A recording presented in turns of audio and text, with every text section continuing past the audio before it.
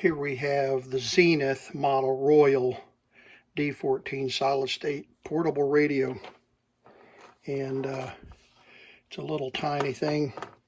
Has its I have a couple of them up here, and the box, the original box that they came in. I've got one over here on the bench that I'm going to demonstrate in just a minute. Took me a while to solve this problem because I've not run into this before. I've been working on electronics for many years, but this is the schematic, and for the most part it's pretty accurate as to how they actually laid them out on the little circuit boards. But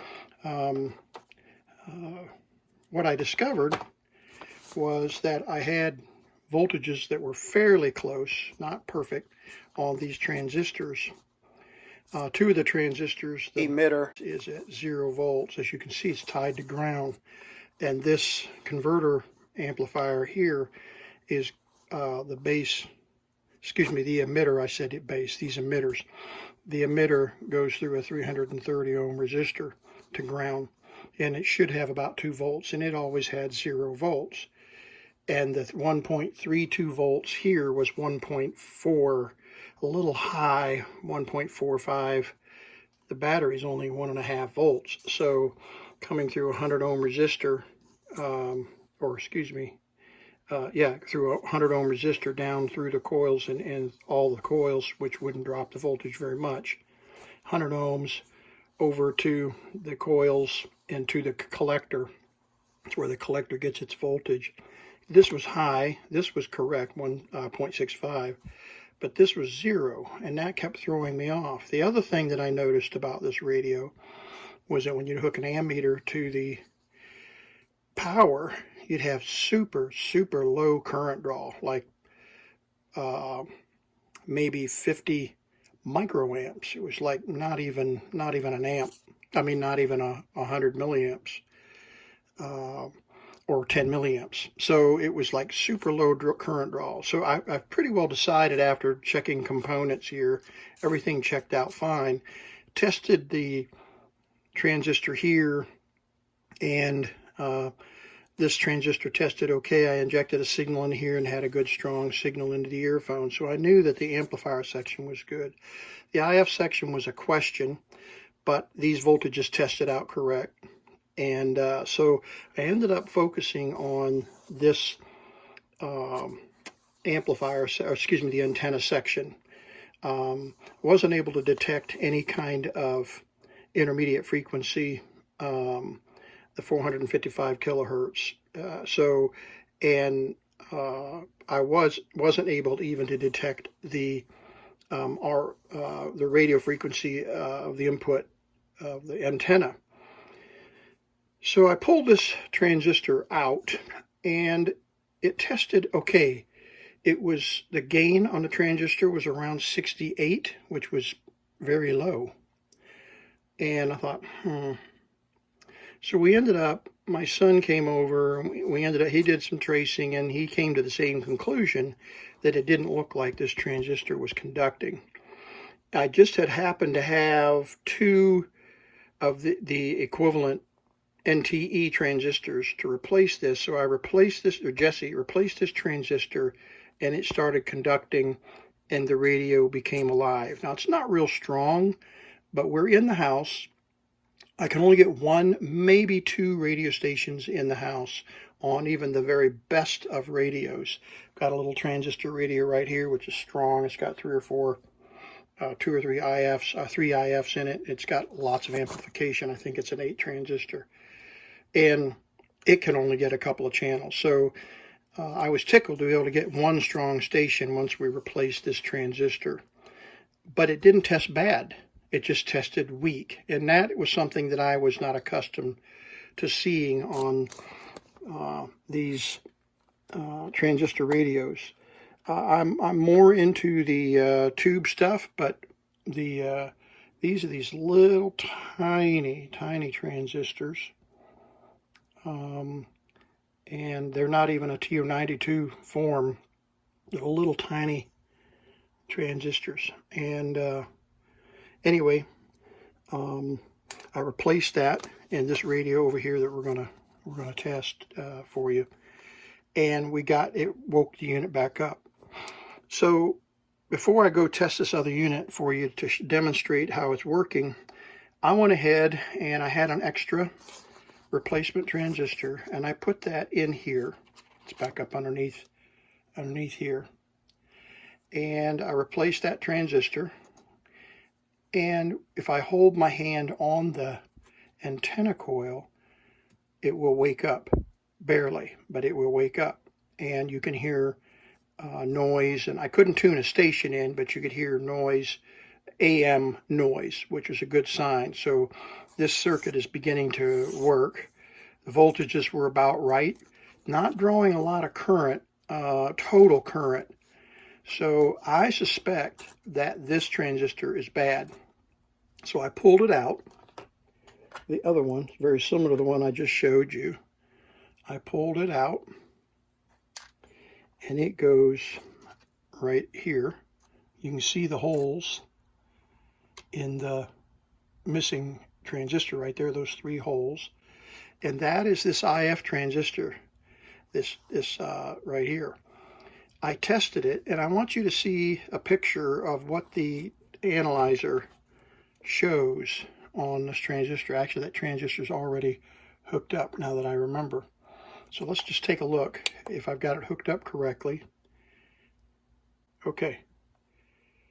You see the connection between the collector and the emitter?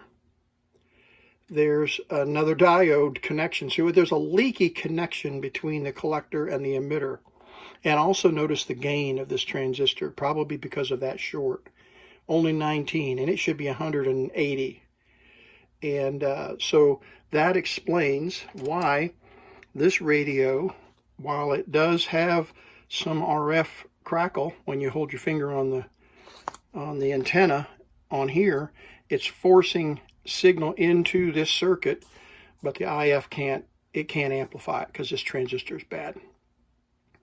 It's not shorted and it's not open, as you saw on the little tester here, but it's got a little bit of a problem between the collector and the emitter.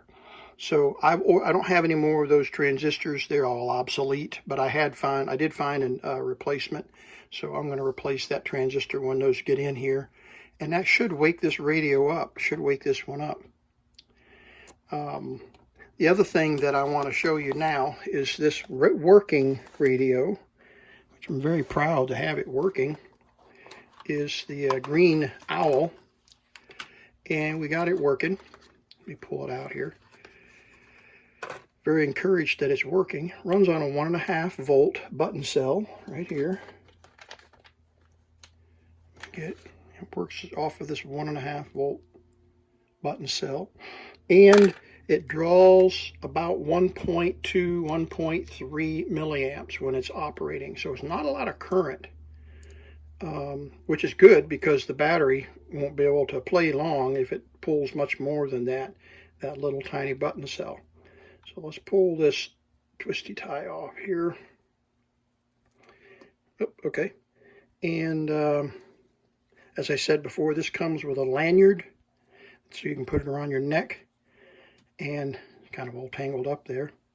And it comes with an earbud, and it comes with a little clip here. So we're going to turn it on. Let me switch the camera to the amplifier. Okay, we will turn the radio on and turn it all the way up, and we'll set it right down there. Turn the amplifier on. I've got the microphone here and the clamp.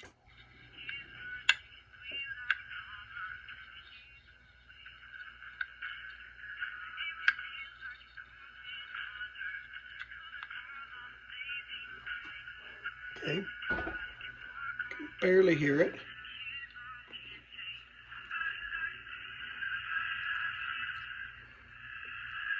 Get it tuned right.